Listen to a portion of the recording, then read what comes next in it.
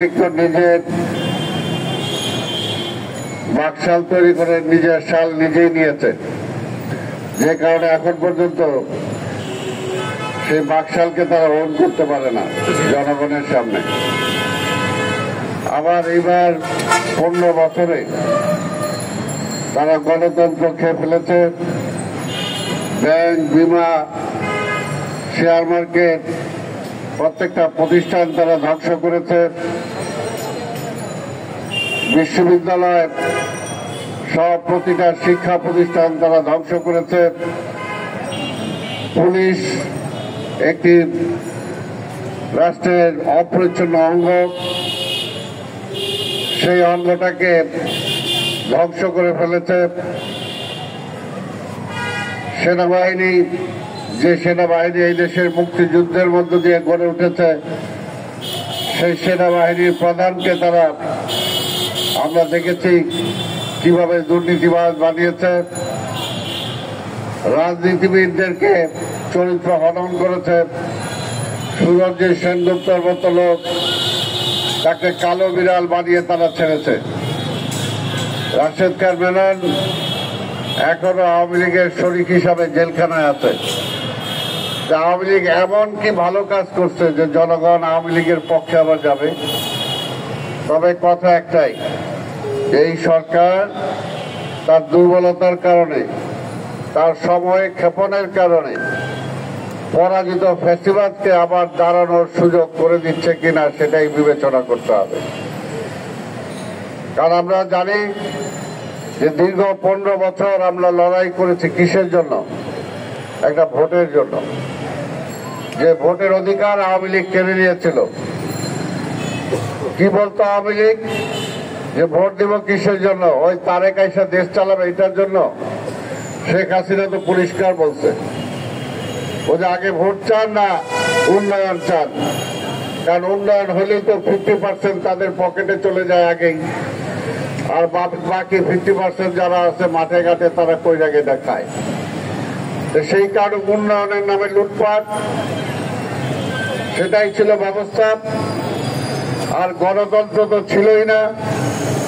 বাংলাদেশের রাষ্ট্র ক্ষমতা কে চালাবে সেটা জনগণ ঠিক করতে পারত না, সেটা ভারত থেকে ঠিক করে দিত তো কারা বাংলাদেশের ক্ষমতায় আসবে।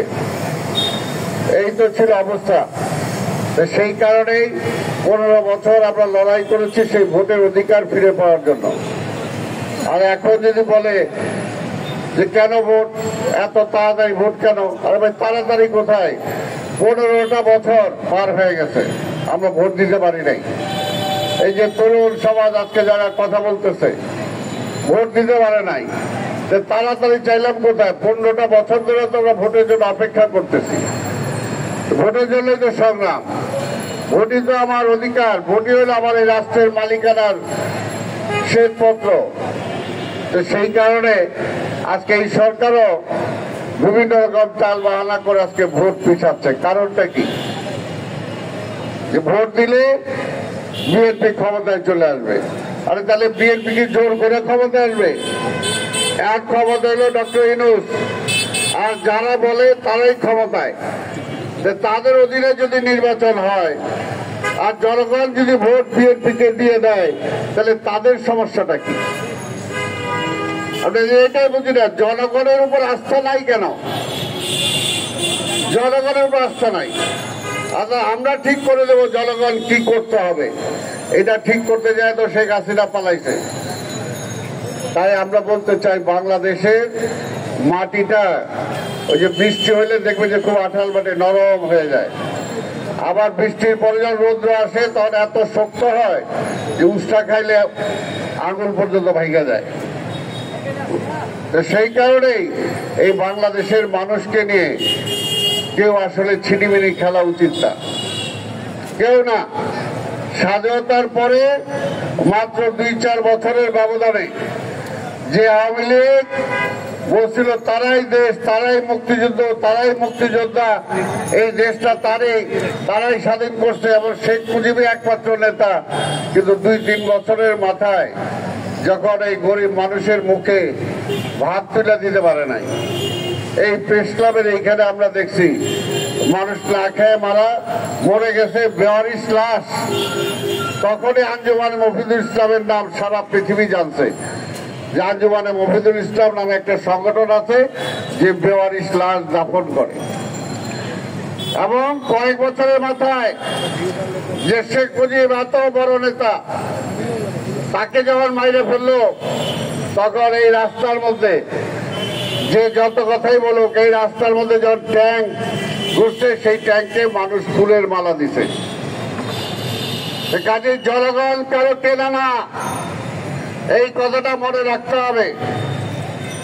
আমরা এই রিক্সাওয়ালাদের সামনে বলেছি যে বিএনপির আমলে একটা ভন্ডুটির দাম ছিল 5 টাকা। কত ছিল? 5 টাকা। আওয়ামী লীগের আমলে হয়েছে কত? 15 টাকা না 20 টাকা। চালের দাম কমে নাই, ডালের দাম কমে নাই, তেলের দাম কমে নাই, বিদ্যুতের দাম কমে নাই। আজকে খেটে খাওয়া মানুষরা বুঝে তাদের কি অবস্থা। কিন্তু 6 মাস পার হয়ে গেছে। ভাই সময় নেন, আপনি অসুবিধা নাই, আমরা তো বলছি। কিন্তু 6 মাসের মধ্যে আপনি কি করলেন এটা কর, হিসাবটা তো দিতে হবে। এই যে রিক্সাওয়ালা সারাদিন রিক্সা চালায়, বাড়ি তো অনেকেরই নাই, তারপরও মালিক যে আছে তার হিসাব দিতে হয়। তার ঘরের যারা পরিবার আছে তাকেও হিসাব দিতে হয়, কত কামাইলা কও। এই সরকার এই 6 বছর আপনি কি কামাইছেন কোন? কি দিছেন এই দেশের জনগণরে? কি ভাই কিছু দিছে? কিছু দেয় নাই। তারপরে